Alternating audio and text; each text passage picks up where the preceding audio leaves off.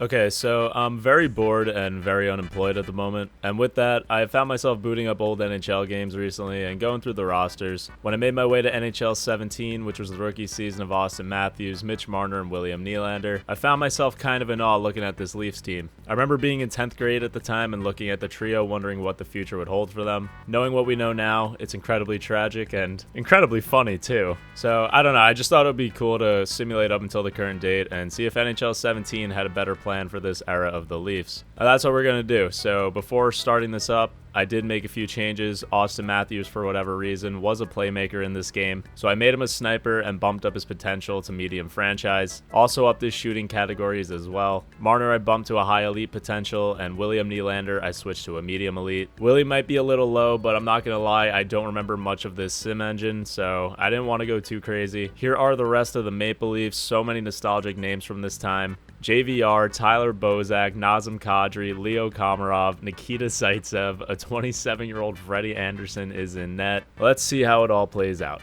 So at the end of the regular season in year one, the Toronto Maple Leafs, like real life, sneak into the playoffs as the 8th seed in the East. Leading the way for them on the score sheet was Mitch Marner, who had himself 21 goals and 42 assists for 63 points. Very close to his real life rookie year that saw him score just 2 less goals. Bozak had 54 points, Morgan Riley on the blue line contributing 51. William Nylander finishes with 11 goals and 33 assists for 44 points. Nowhere near as good as his real life 16-17 campaign that saw him go 22 and 39 for 61 points. Speaking of downgrades, real life rookie of the year and 40 goal scorer Auston Matthews struggles to stay healthy and in only 47 games had 12 goals and 22 assists for 34 points. In the playoffs, the Baby Leafs fell short to the defending champion Pittsburgh Penguins in 6 games. Auston Matthews, who was healthy for the playoffs, led the way with 7 points in 6 games. Mitch Marner right behind him with a point per game. Nylander had himself 4 assists. So like real life, a very respectable and hopeful first playoff run for the team and trio of Matthews, Nylander, and Marner. And Marner does end up winning the Calder Trophy this year as Rookie of the Year.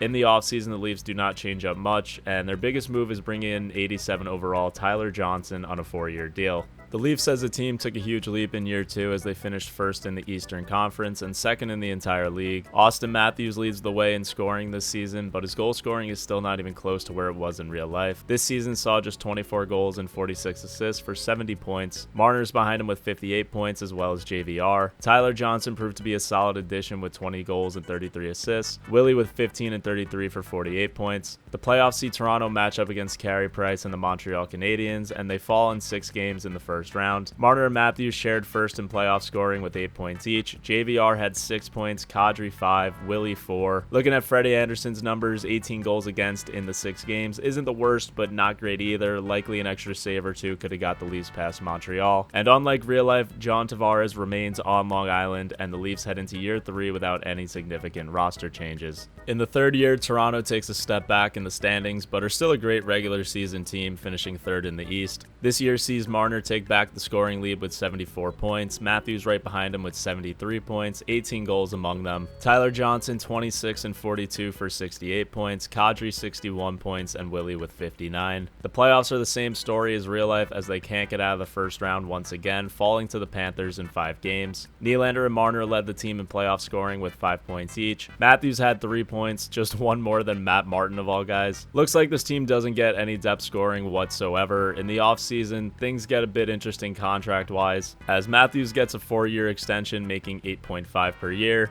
Nylander gets 3 years at 5.3. Marner, as of the preseason, is still not signed. Not shocking, and the Leafs might not have him next year.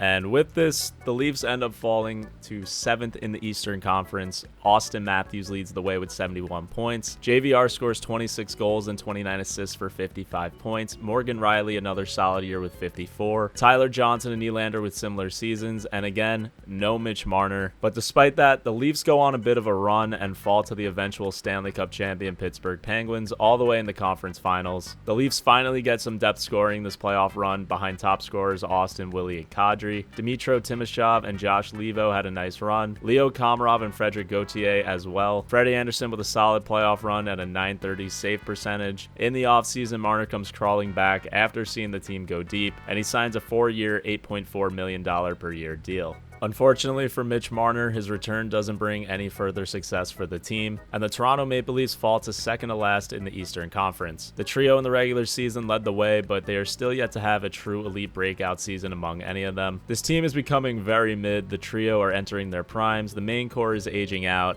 and it seems like the CPU GM is scared to change anything.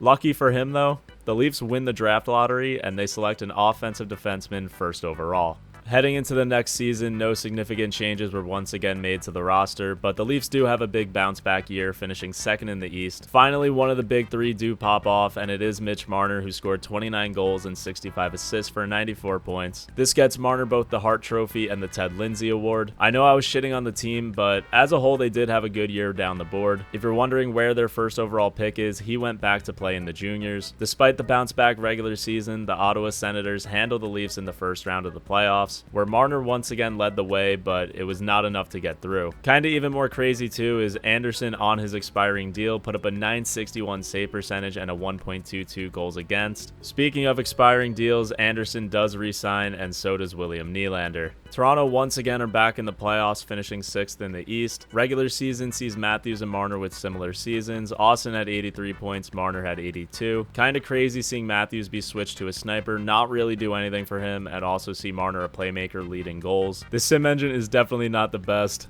Probably should have knew that coming in. Nylander had 65 and 75, which for 82 games would have been a 71-point pace. For the second straight year, Toronto falls in the first round to Ottawa, this time in 5 games. Outside of the top 6, the Leafs get zero help. Only 10 players ended up scoring any points.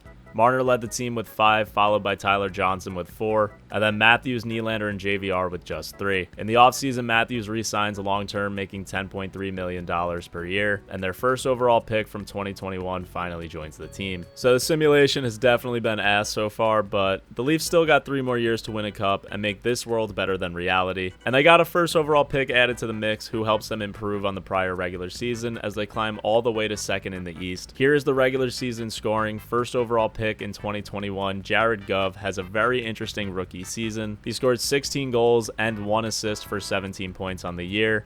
I guess the guy just doesn't pass the puck, I don't really know. All around, this team is still just the same as it was for the most part from year 1, which is crazy. Again, the OGs are aging out, the prospects are developed, but it still leads to nothing, and once again, Toronto can't get out of the first round. The Columbus Blue Jackets take them out in 5 games, kind of an upset. Absolutely no one showed up in these playoffs. 33-year-old Michael Kempney tied for the lead in playoff scoring with 2 points. Absolute disaster. Freddie gets hung out to dry, getting no goal support. This offseason finally sees some changes though. Mitch Marner walks to his stacked Chicago Blackhawks team on a long and rich deal. Back in Toronto, they finally end up making some changes. They signed 88 overall Eric Goodbranson, Nail Yakupov on a 2-year deal, and then some more depth guys with 82 overall Matt Barzal, Michael Backlund, Matt Nieto, and Christian Fischer. The New Look Leafs do not improve and go on to miss the playoffs altogether. I got nothing really to say or point out, just take a look for yourselves. This team is just the definition of mid. Absolutely nothing special going on here. Actually going through this, it looks like they added even more in the season. Now seeing Simone Dupre on the roster, it looks like they even brought in Linus Ullmark to back up Freddie Andersen. Also, if you're wondering how Mitch Marner did, he looks to have taken a smaller role with the Blackhawks as his numbers dropped down to just 58 points. The offseason sees one big acquisition as the Leafs signed Victor Hedman to a 5-year deal. The goaltending finally gets a massive shakeup and declines a lot as the starter is now a 22-year-old 81 overall. And to no surprise, it is not enough to do anything. The Maple Leafs missed the playoffs. Here are the stats. Let's just get this shit over with. The simulation absolutely sucked. I didn't think it would be possible to have a worse outcome than what transpired in Toronto in the last 10 years in real life, but this was honestly worse. And with that, thanks for watching. Hopefully the next video is actually a cool result of whatever we end up doing.